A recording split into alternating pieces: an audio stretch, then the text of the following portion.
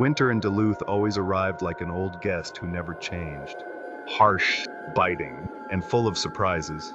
But for someone who grew up ice fishing, the sight of a frozen lake wasn't just a test of weather. It was a refuge. Every gust of wind carrying snowflakes always pulled me back to memories with my father. We sat side by side on a wooden beam, staring at the small hole in the ice, while waiting for the first tug. The smell of hot coffee from his old thermos still lingers, as if he had poured it only yesterday. After he was gone, ice fishing wasn't just a hobby, it became the most tangible way for me to relive his voice and his presence. That day, after a long week, filled with draining deadlines and an endless stack of emails, my body and mind demanded a quiet place. The lake came to mind instantly, a place where the outside world could never reach me, even though the forecast warned of an approaching snowstorm. My decision didn't waver. The ice on that lake was known to be thick at the end of the season, and I had fished through worse conditions many times before. Snow started striking my windshield. As soon as I arrived, visibility shrank into a white wall that swallowed every shape. The wind roared, making my jacket feel useless as I dragged the gear sled toward the center of the lake. Every step sounded like a soft murmur on the hard, frozen surface. For most people, weather like that was the sign to go home. For me, it was a guarantee that I could enjoy the lake entirely alone. After drilling a few holes and setting up the small shack, I stepped inside. The propane heater worked quickly, pushing away the cold and creating a warm space that sharply contrasted the wild world outside. I set the hook, placed the bait, then sat down. For a moment, the storm's noise faded into a distant backdrop, and the silence slowly wrapped the shack like a comforting, warm fog. There was a quiet satisfaction that's hard to explain when that stillness finally settles in, as if I'd become a child again, sitting beside my father. But that calm shattered just like that. Through the small window, fogged by freezing condensation, I saw the silhouette of a man standing far away. His figure was dark, barely visible through the storm, but clear enough to freeze me in place. He stood perfectly still, facing directly toward me, not moving at all. His coat was long, his hat pulled low, and his face covered by a scarf, so I couldn't see who he was. At first I thought maybe he was another fisherman who came later, but then a fact hit me hard. There had been no other vehicle in the parking lot when I arrived. No tire tracks, no footprints, no trail leading anywhere. 20 minutes passed in a slow creeping tension, like a thin thread of cold, slipping through the seams of my clothing. The storm outside kept raging, but beneath the howl of the wind, I heard something different, a subtle rhythm that didn't belong to nature, a faint creak on the ice, step by step, approaching from the same direction, where the figure had disappeared. Closer, clearer, until it finally stopped, right in front of my shack door. My heart slammed against my ribs as I reached for the zipper and cracked the door open. A burst of snow forced its way inside, along with the silhouette, standing only a few feet from where I sat. The man was back, clearer now, more real than before, as if the storm had decided to give up and reveal him completely. His coat was thick and matted with snow, his hat pulled low, and his scarf wrapped so tightly around his face that only his eyes were visible. Dark, unreadable, but holding something that pulled my attention like a hook. "You shouldn't be here," he said again, his voice heavy, as if coming from a throat that hadn't been used in years, or from someone carrying a burden. He didn't fully understand. His words froze my body for a moment. "Why?" I asked, trying to keep my voice steady, even as something sharp began to tug at my instincts. "The ice," he said, lowering his head slightly and pointing with a thick-gloved finger toward the surface beneath me. "It's not safe." I followed the direction of his finger, staring at the fishing hole I had drilled. The ice around it looked solid and clean, that pale blue color only thick ice possesses. I'd been ice fishing long enough to know that 10 inches was more than safe.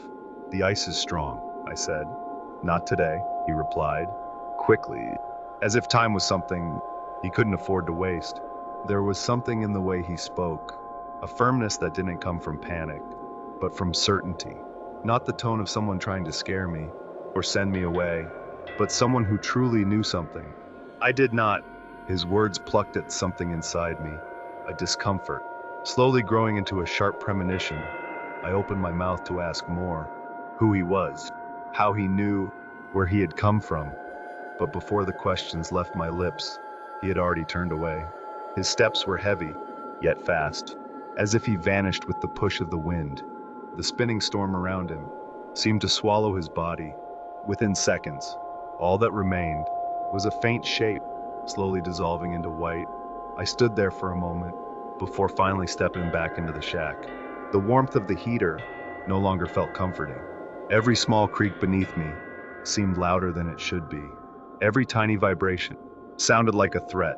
Hanging in the air, the man's words kept echoing in my head, chasing away the calm I once knew so well. Just as I began convincing myself that I was being paranoid, the sound came, a sharp, dry crack, like a rifle shot, fired directly beneath my feet. Then followed a long, groaning moan from within the ice, rumbling up from a dark depth. I couldn't see.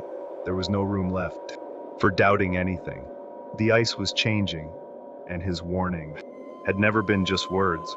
I grabbed my gear, shoved the shack door open, and ran outside. The wind slammed into my face like icy sand.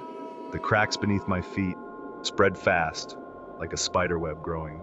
With every step, I ran as fast as I could, my boots slipping on the slick surface.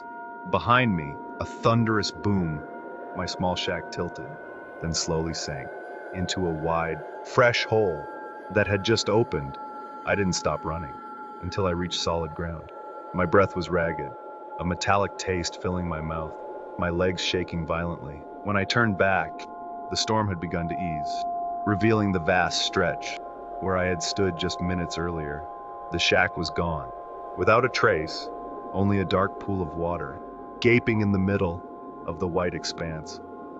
But there was one thing that froze my blood, far more than any cracking ice. The place where the man had stood before, empty, no footprints, no tracks, not a single sign that anyone had ever walked on that ice, even though the storm had calmed enough to leave marks. I stood there for a long time, letting the cold crawl deep into my bones. The man had warned me, he knew, and somehow he vanished without leaving anything behind. On my way home, I asked a few people around town. Some shook their heads, some gave a small laugh, and one person mentioned an old legend, a figure who appears in the middle of storms to warn fishermen of dangers unseen. I don't know if I believe in legends, spirits, or whatever might roam that lake. All I know is one thing: I've never gone back there. Since that day, maybe someday, I'll try again. But for now, I'm staying on ground that cannot crack beneath my feet.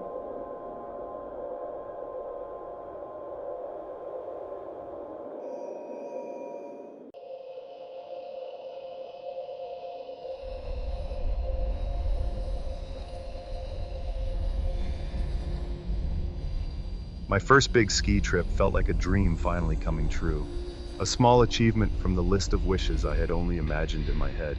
I set out with three of my closest friends, Angel, Amy, and Jessica, all of them already familiar with skiing and snowboarding. We took a long flight to Colorado, breaking through gray clouds, watching the sky change colors over time, and finally landed in Aspen, cold, covered in white snow.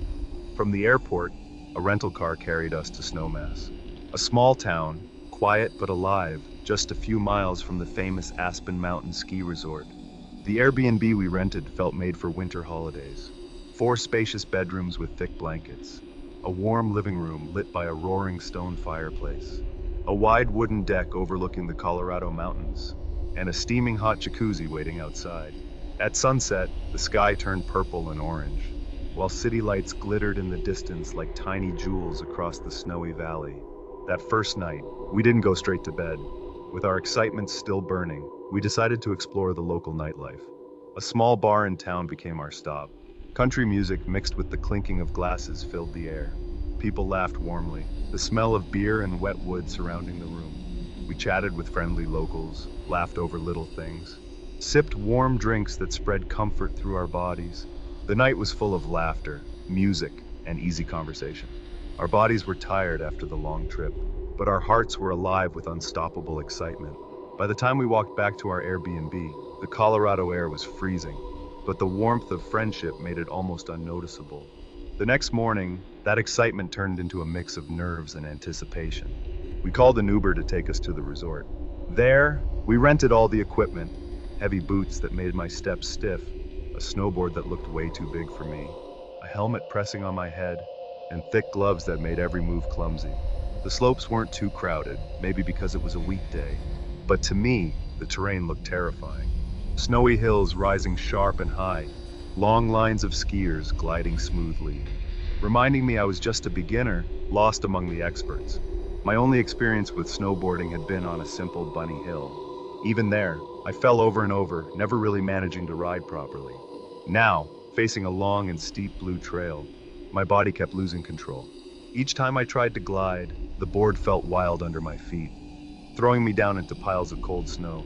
The laughter of my friends, who tried to cheer me up, only stung. Even though I knew they meant no harm, my confidence crumbled. At one point, I just gave up, sitting at the edge of the trail, watching others glide with ease. Even little kids were smoother than me, racing down fearlessly, waving to their parents waiting below, while I, red-faced and sore, only felt left behind. That was when a stranger approached. Most of his face was hidden by a ski mask, but his eyes cut cold through the air. He looked just as awkward with the snowboard on his feet, moving slowly before stopping near me. "Are you okay?" he asked. Short and direct, something about it made me uncomfortable right away. On a busy slope filled with shouts and laughter, that private question felt wrong. I only nodded, pretending to adjust my boots. Then I stood and slid away again, more to avoid him than to practice. But the relief didn't last long. Minutes later, when I stopped again to catch my breath, he appeared once more. This time, he took off his snowboard and sat down in the snow, just a few meters away. His voice was lower now, almost intimate, despite the noise around us. He commented on my face, even though most of it was covered by my helmet and ski mask. The words made my skin crawl. Then, he asked something more personal. "Who are you here with?" I lied without thinking. I said I came with my boyfriend. A small lie, just for safety. But he chuckled softly, his voice low and pressing. "No, you came with your girlfriends?" he said, as if he already knew more about me than he should. My heart pounded hard. Every part of me rejected his presence. I glared at him coldly, then snapped back with a sharp reply. Without waiting for his reaction, I stood up and rode off again. Faster this time. Not because of skill, but because of fear. I lowered my head, forced myself to focus, and most importantly, never looked back. After a whole day battling fear on the snowy slopes, the lodge became a place where I could finally breathe, as if all the tension from the mountain could just melt away. I sat on a long wooden bench near the big window, watching people come and go, their faces red, noses raw from the cold, their breath turning into thin mist in the air. The lodge was alive. Laughter, boots stomping the floor, and the smell of hot chocolate mixed with coffee filling the room. Not long after, Amy appeared first, waving after answering my call. Relief spread across her face the moment she saw me. Then Angel and Jessica followed, their clothes soaked with clinging snow, cheeks glowing red, eyes sparkling with adrenaline. We reunited, laughing about all the falls on the slopes. Even though I couldn't really laugh, the thought of that stranger earlier still lingered at the edge of my mind. We returned the rented gear with frozen hands, then called an Uber back to the Airbnb. My body felt wrecked, shoulders and back aching from crashing into snow over and over. But beneath the exhaustion, my mind was still eager for the night ahead. When the car stopped in front of the house, the warm yellow glow from the windows welcomed us, like an embrace protecting us from everything outside. We took turns showering. The steam filling the bathroom was the perfect cure. After being beaten by snow all day, the scent of soap mixed with cold air slipping through the door crack. It felt amazing to wrap myself in fresh clothes. A loose shirt, warm pants, comfort sinking into every muscle. That night, We walked to the nearby village, down small streets lit by dim lamps, some still slippery with thin sheets of ice. We chose a small restaurant full of locals, simple wooden tables, walls decorated with photos of mountains and ski trails. The smell of grilled meat and hot soup made our stomachs growl. The food tasted better than usual, maybe because our bodies were starving. Steaming soup, fresh bread, and a glass of red wine. The perfect combination. After dinner, the night turned wilder. A local bar became our next stop. Loud music boomed from old speakers. People danced in clumsy steps. Glasses passed from hand to hand. I couldn't remember how many times we toasted, only that our laughter grew louder, blending with the music, as if we wanted to forget the pain in our bodies and just celebrate the night. By the time we stumbled back to the Airbnb, our heads heavy, cheeks flushed with alcohol, our steps no longer steady. On the back deck, the jacuzzi was waiting, steam rising thick, colliding with the mountain's freezing air. The four of us slipped in almost at once, our bodies wrapped instantly in warmth, a sharp contrast to the bite of Colorado's cold on our faces. It felt incredible, like sinking into a pool filled with pure relief after a day of punishment. Glasses still passed around, this time filled with lighter drinks, laughter still breaking between us, conversations flowing without direction, only fleeting happiness filling the air. The deck lights were dim, just enough to show our faces faintly. The dark mountains stretched in the distance, adding to the stillness, though I couldn't shake the strange feeling, that weight in my chest when looking out toward the forest below. But in that moment, it felt like the peak of our trip, as if nothing could disturb us, only warmth, laughter, and a night that seemed endless. But eventually, it had to end. Our tired bodies pulled us back to our rooms, one by one, disappearing behind closed wooden doors. 10. I, like always, stayed awake. Sleep never came easily for me. That night, alcohol only made my body heavy, without giving me any real drowsiness. I had already turned off the lights, but my phone became my escape. TikTok videos rolling endlessly, the blue glow from the screen reflecting on the walls. It gave the illusion the room wasn't completely dark. Seconds passed slowly. Minutes dragged, time itself refusing to move. Every now and then I heard my friends in the other rooms, a small cough, the rustle of a blanket. But soon, silence returned. The house fell quiet again, only the soft hum of the heater fighting the cold outside.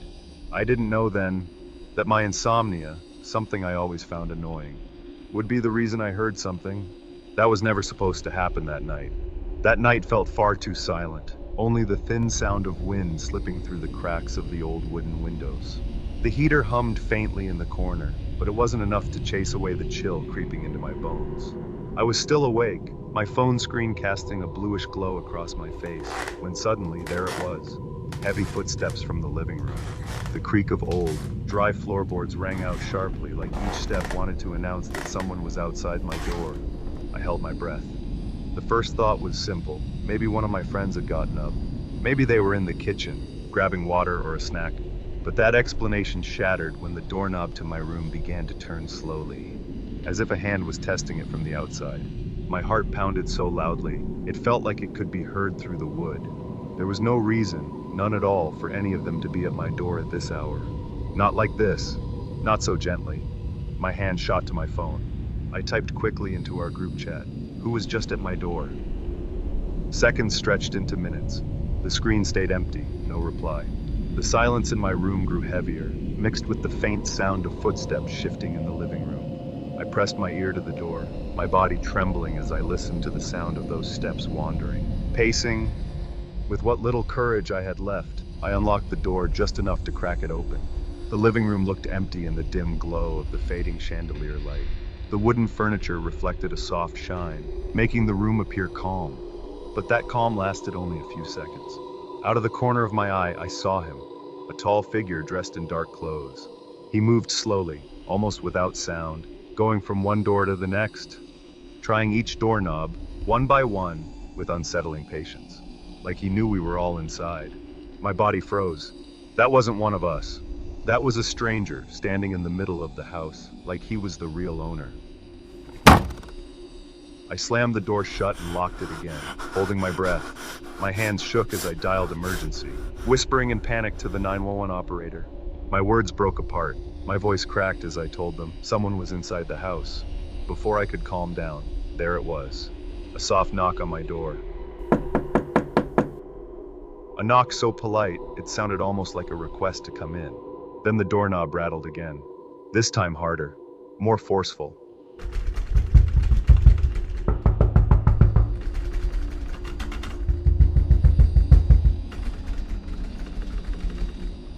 My body froze in place.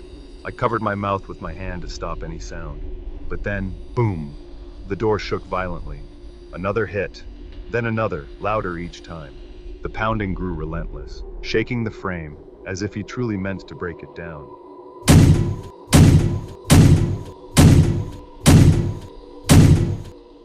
I could feel the wood giving way. Tears streamed down my face, my breathing ragged. I couldn't take it anymore. With a broken, raspy scream, I shouted that I had already called the police. And suddenly, the pounding stopped. From the other side came a voice. Low, calm, but cold enough to freeze my blood. "Okay, darling," he said softly, clearly. Then footsteps. Slow, heavy, drifting away across the wooden floor. Fading until there was nothing. I stayed pressed against the door, phone still at my ear, listening to the operator tell me to remain inside until police arrived. Minutes crawled by. Finally, sirens wailed in the distance, piercing the silence of the night. Red and blue lights flickered through the curtains. The front door had been left unlocked, making it easy for police to enter. They swept the house with guns and flashlights, checking every corner, but he was gone. No sign of when or how he'd left. One by one, we stepped out of our rooms, pale-faced, eyes wide with fear. The police did their best to reassure us, giving strict instructions to lock every door and window tight. After they left, the house felt colder, quieter, like his presence still lingered in the air. The rest of that night, no one slept. We sat together in the living room, whispering, trying to reason through what had just happened. But one question wouldn't leave my mind. Could it be the same man from the mountain? The voice was the same. The way he spoke was the same. And the memory of his stare came flooding back, haunting me all over again. The days after that, the trip was ruined. We tried to continue, wandering around the small town, but the sense of safety was gone. After long negotiations, Airbnb agreed to refund part of the money. We spent the final night at a modest motel, far from that house. But even then, sleep was impossible. Every little sound felt like another threat. The next morning, we left heavy-hearted. Our bodies weren't tired from adventure, but from the unending tension. What was supposed to be a trip filled with laughter had become something darker. A grim reminder that safety can vanish in an instant. Even in the middle of what looks like a perfect vacation,